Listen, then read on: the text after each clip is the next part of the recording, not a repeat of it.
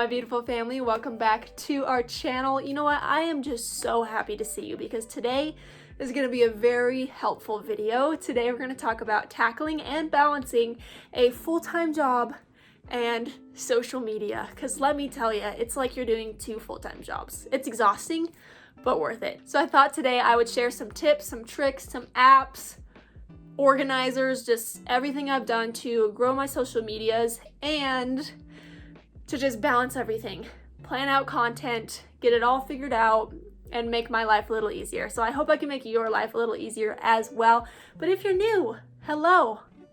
So happy to meet you. My name is Peyton, glad you're here, and I hope you enjoy. And if you'd like to join the family, go ahead and hit that subscribe button and hit that bell so you never miss an upload. So the first thing I'm going to recommend to you is setting a specific day for you to create out your content for the entire week. This is something that I always knew was the right thing to do, but I just never did it until this last month. The entire month of February, I planned ahead with my posts, and I would create every post that I was gonna post that week, and we're talking Instagram, and I picked Saturday as my work day, so I'd get them all planned out, all the captions, hashtags, and everything, and so they'd all be ready. That, you guys, helped a ton, because then after your full-time job on those weeks, you can take time to engage with your followers on social media, and so you're not taking up that time to create content, to create the captions, to post it, and just really exhaust yourself. So pick a day to batch content. Another thing to do, which this looks insane, but have a planner, have a color-coded planner, which that's just what I do. So Instagram, I have orange. So every single day, my orange ones are my Instagrams. My green is TikTok. So I keep everything organized, and I can see like, oh, on this day, we're doing like higher battle stuff. And then Tuesday, there's nothing for higher battle. So that is going to help you a ton, not only to just glance over it and be like, okay, I have this many Instagrams to do, but, you know, I think you have to be organized. If you're going to do a full-time job and handle all your social medias, maybe tip number 2 should be stay organized. Thirdly, I'm going to tell you to invest in apps, programs, like websites that will post your posts for you, or they will hold all your planned out posts and things like that. This is something I recently just started investing into, and it definitely helps so much. It will save you a ton of time. So I decided to research into this. I didn't want to spend a ton of money. Obviously, I don't have a ton of money to spend, but I did set aside a little bit of money to be able to do this. And basically, I subscribed to the website called Later. And basically, it helps you post your Instagrams, manage your Instagrams. You can plan ahead. You can see how it looks in your feed. It also has great Instagram analytics and things like that. So that one, I think, is $15 a month. So really not terrible compared to a lot of Instagram and social media management websites, which this is not sponsored, but lately Later has just made my life like a whole lot easier. So I wanted to let you guys know about that website. But free versions, I've used UNUM, which is an app that really just helps you plan out your whole feed. So that's also, if you batch content, you can put it all in there so you can see how it'll lay out, and so that you kind of just have them all in one spot. Also, Canva does have an option with their paid membership that you can kind of automate or plan your posts, except they do not have Instagram yet. They have it for Pinterest, Facebook, things like that. But that's going to help you a ton. It's going to save you a lot of time when everything's in one place, all planned out. I think the biggest thing to remember also going into this, as you've decided you want to take Instagram and social media in general seriously, is it's going to take consistency, it's going to take you showing up, and it's going to take you engaging with your followers, seeing what they want you to post. Ultimately, you have your niche, like you hear everybody say.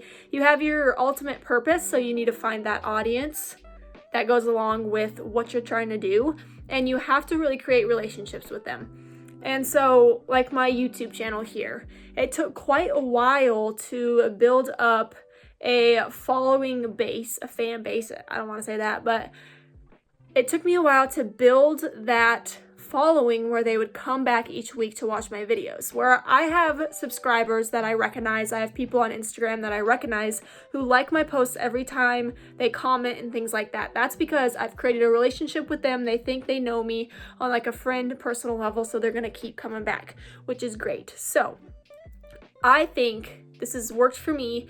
You need to plan out days to batch content, and then the days you're gonna post, and then you need to have just separate days of where all you do is engage with other people on Instagram, other YouTube accounts, and with your followers on each one. This is gonna help you grow a ton, and people are gonna really think they know you and that they're actually following you for a specific reason.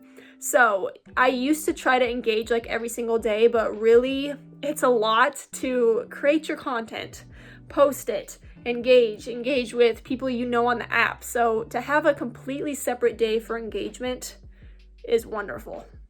Okay, so one of my biggest tips when it comes to growth is you have to see what your audience likes. So I know you want to create something starting out that's unique, no one's heard of, everything like that, but it is going to be so much harder for you to grow if you're not creating something that they already want to see. So I know based on experience, because in the beginning, a lot of my growth on YouTube was through reaction videos. I would react to a music video, I'd react to TikToks, things like that. So I gained this fan base that wanted to see reactions and expected reactions. So that's great until I decided this is not what I want my channel to be entirely made of.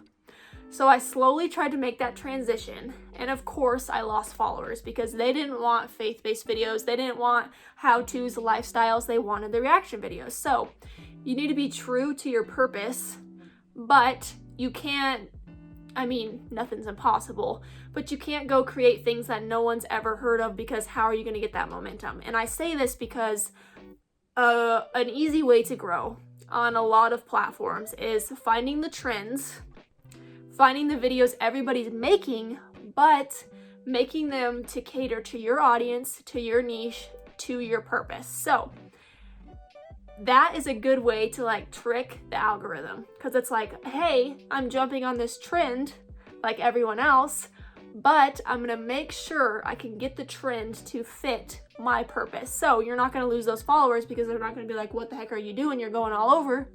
You're still sticking to what your audience wants to see, but it's along with the trend. And this goes into search engine optimization and all this kind of stuff. And I'll probably film a separate video because it's a lot. But with YouTube, that's what I did a lot of. I look back to my past videos. What got the most views? What got the most comments? The most impressions? What do people want to see? And you can easily see all of that. And so when I recognized what people want to see, I make more of it. And of course, every once in a while I throw in a video and I just don't know how it's going to do, because you got to experiment a little. But you learn from that. And then obviously on Instagram, you can see what posts people are saving the most, sending the most, commenting, likes, all that, which saving and sending is the big one right now. So look into that and then create more of that. So juggling a full-time job and social media, you're also going to want to really take advantage of your weekends and your free time. Of course, do not run yourself dry. I'm telling you this from experience because I do this a lot.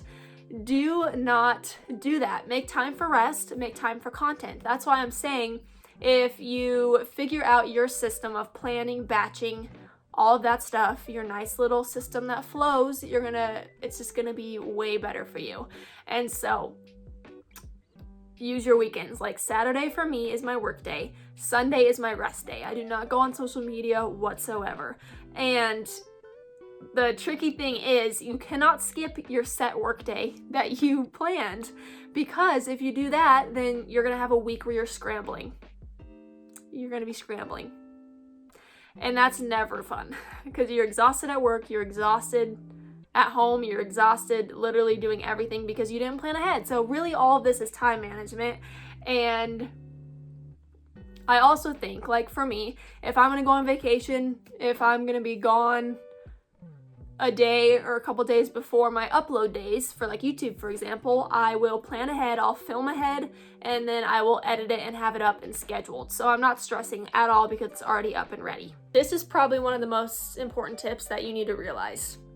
You are the only one that sets your due dates for uploading. You're the only one that sets your days and your schedule.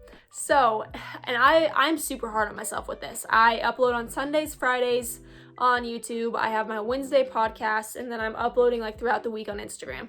I'm the only one that sets those. So you don't have to put so much pressure on yourself. Like, you can move those if you really have to. Like, don't kill yourself after work during the week if you cannot make that deadline. Like this week, I had to upload my new podcast episode on Thursday because I just did not plan ahead. My week kind of got crazy and I could not do that Wednesday. But you see, if I would have batched that content, then I would have been able to upload on Wednesday. But anyway, moral of the story, please be flexible with your upload times. Yes, consistency is good. The YouTube algorithm loves consistency, but that is not worth you literally being exhausted and killing yourself. So give yourself some grace. You're doing all right. And I promise you, those people are going to be there to see the post tomorrow. I promise. Okay, also, you're going to need to recycle your content. And I say this if you are someone who is trying to build multiple social media accounts, and if you're someone who has multiple social media accounts, then you need to recycle your content. It is really hard and really exhausting to come up with new ideas for Instagram, new ideas for TikTok, and new ideas for YouTube, just all of it. That's a lot of work. So what I've been doing is, if I have a really great idea for an Instagram, I will figure out how I can make that into a TikTok and maybe even make it into a YouTube video. So definitely do that. It's going to help you so much, and it's going to save you so much time, especially on your scheduled batch days, because then you can just do it all in one. If you need an app or computer program to keep all of your ideas in one place, just your schedules in one place, use the app Trello. I love this. You can also use it on your computer because I have I think they're called boards. I have different boards for like Instagram, YouTube, all of that stuff. And then you can also set due dates. So you could literally have all of these ideas planned out for the entire month. And so then you can set due dates, and then you can pretty much mark when they're done, if they're in process, if you're still doing them. But I have been keeping all of my ideas in there. So whenever I get an idea, I pop on that app and I just put it right in there. And then so on my batch days, I sit down and look at my Trello and we're good to go. All the ideas are in there and you don't have to stress. Something you need to know and learn is to be very, very intentional about your days and moments of rest. There have been weeks where I literally took no rest and my body physically was hurt. So I want you to just know it is okay to rest. It is not quitting. And in order for you to be able to perform your best at work and with your business, social media, then you need rest. And so, the amount of rest you need also depends on what kind of content you're creating. Like, my content is very faith-based, so I definitely need days to rest in Jesus to be filled back up so I can pour back out. So, also, what is your full-time job? Because for me, I have to take rest from phones, computers, any type of screen, because for 8 hours a day, I'm on a computer. And so to jump on to my phone, create TikToks, do Instagrams and all that, it is very hard on my eyes, my head, I get headaches, all that kind of stuff. So you kind of have to recognize and balance your gauge of how much rest you need, what kind of jobs you're doing, and things like that. But you guys know your body best, so make sure you're listening to it. But this is really just a little teaser on how to help you manage a full-time job and social media. So if you want more of these, more parts of these, please let me know. I'd be happy to film more. Or if you have any questions, let me know that too. But I hope you guys have a wonderful day, and I will see all of your beautiful faces on Sunday. Bye. Hey. Or to pick up the phone just to say what is up. It's been a long time.